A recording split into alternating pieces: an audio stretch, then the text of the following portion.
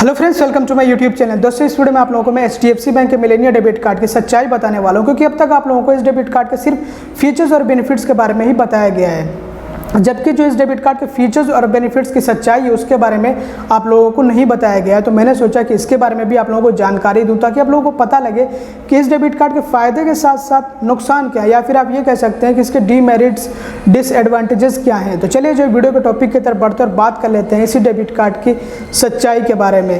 तो सबसे पहले यहाँ पे आप लोगों को कुछ हाईलाइटिंग फीचर्स, जो इस डेबिट कार्ड के मेन फीचर्स हैं, मेन बेनिफिट्स हैं, वो बता देता हूँ कि 2.5% कैशबैक आपको मिलता है सभी ऑनलाइन स्पेंड्स पे। जितनी आप जो ऑनलाइन स्पेंडिंग्स करते हैं, ट्रांजैक्शन करते हैं ऑनलाइन, सब पे 2.5% कैशबैक मिलता है, ऐसा बताया गया आप लोगों को। इसके अलावा 1% कैशबैक आपको मिलता है सभी ऑफलाइन स्पेंड्स पे और वॉलेट रिलोड्स पे, ऐसा आप लोगों को बताया गया है।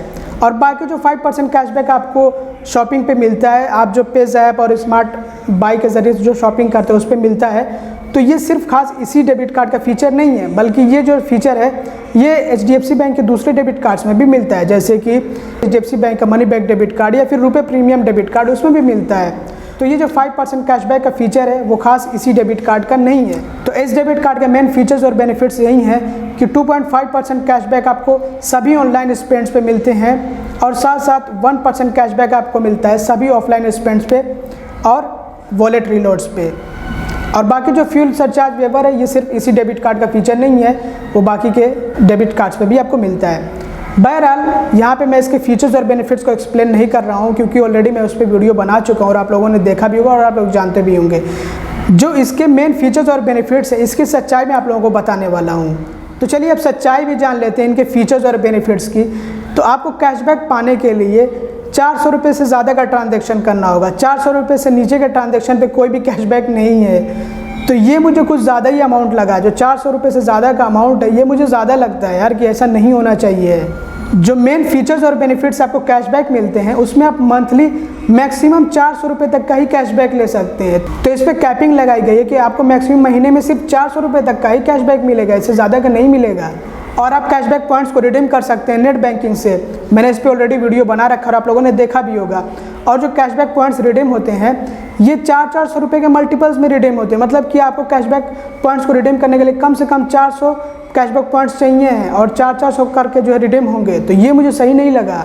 और जो कैशबैक पॉइंट्स हैं ये आपके अकाउंट में 90 डेज़ में क्रेडिट होते हैं।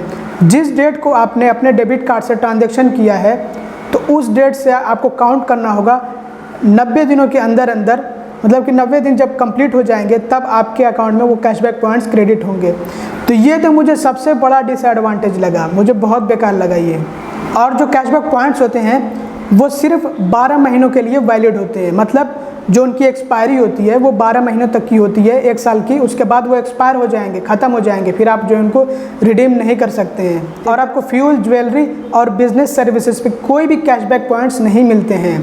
अगर आप ये सोच रहे होंगे कि बिज़नेस सर्विसेज क्या है, तो यूटिलिटी बिल पेमेंट्स ये सब जो है बिज़नेस सर्विस में आते हैं। तो इन पे जो है कोई भी आपको कैशबैक पॉइंट्स नहीं मिलते हैं। जो आप बिल पेमेंट्स करते हैं अपने डेबिट कार्ड से, उन पे कोई भी आपको कैशबैक पॉइंट्स नहीं मिलेंगे इस डेबिट कार्ड से। तो ये सारे इसके डिसएडवांटेजेस हैं, डीमेरिट्स हैं। सबसे बुरा तो मुझे ये लगा कि 90 डेज़ का यहाँ पे आपको जो टाइम दे रहे हैं कि आप 90 डेज़ तक वेट करिए, आपने ट्रांजैक्शन किया, आप जो है 90 दिनों का इंतज़ार करिए, तब आपके अकाउंट में कैशबैक पॉइंट्स क्रेडिट किए जाएंगे। और यहाँ पे इसके अलावा दूसरा जो नेगेटिव पॉइंट है वो ये है कि आपको सिर्फ 12 महीने का ही टाइम मिलता है, उसके बाद आपका जो है कैशबैक पॉइंट वो लैप्स हो जाएगा, ख़त्म हो जाएगा। और मुझे ये भी बहुत बुरा लगा कि 400 आपके पास जो कैशबैक पॉइंट्स होने चाहिए हैं तब आप उनको जो है रिडीम कर सकते हैं, अदरवाइज़ नहीं कर सकते हैं। और ये भी देखिए कि आपको खुद से रिडीम करने, अगर ऐसा होता कि ऑटोमेटिकली रिडीम होते तो कितना अच्छा होता, हमारे अकाउंट में अपने आप ही क्रेडिट हो जाते तो कितना अच्छा होता। बट यहाँ पे रिडीम करो फिर उसको क्रेडिट किया जाता है, तो ये मुझे सही नहीं लगता है। तो ये मेरा ओपिनियन था, ये मेरी राय थी। मुझे जो HDFC बैंक का मिलेनिया डेबिट कार्ड कोई उतना ख़ास डेबिट कार्ड नहीं लगता है। मैं तो ये समझता हूँ कि इस डेबिट कार्ड की जगह पे अगर हमारे पास कोई नॉर्मल डेबिट कार्ड हो जिसका चार्ज वगैरह भी कम हो तो वो सही रहेगा। हाँ, जो आपको जो है इस पर 2.5% कैशबैक मिलता है तो वो ऑनलाइन शॉपिंग वगैरह पे मिल जाता है, वो ठीक है, बट उस पर भी तो कैपिंग होती है। अगर हमारे पास जो है HDFC बैंक का मनी बैक डेबिट कार्ड हो तो मैं समझता हूँ कि वो भी इसी के टक्कर का डेबिट कार्ड और अच्छा डेबिट कार्ड है।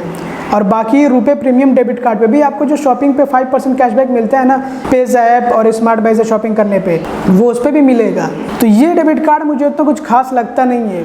मैं नहीं समझता हूँ कि इस डेबिट कार्ड को आप प्रेफर करें मनी बैक डेबिट कार्ड पे, क्योंकि इतना भी कोई खास डेबिट कार्ड नहीं। अब आप बता दीजिएगा कि आपकी क्या राय है इस डेबिट कार्ड के बारे में। आप क्या ये डेबिट कार्ड यूज़ करते हैं या फिर नहीं करते हैं, और आप यूज़ करते हैं तो आपको कितना बेनिफिट मिलता है ये भी बता दीजिएगा।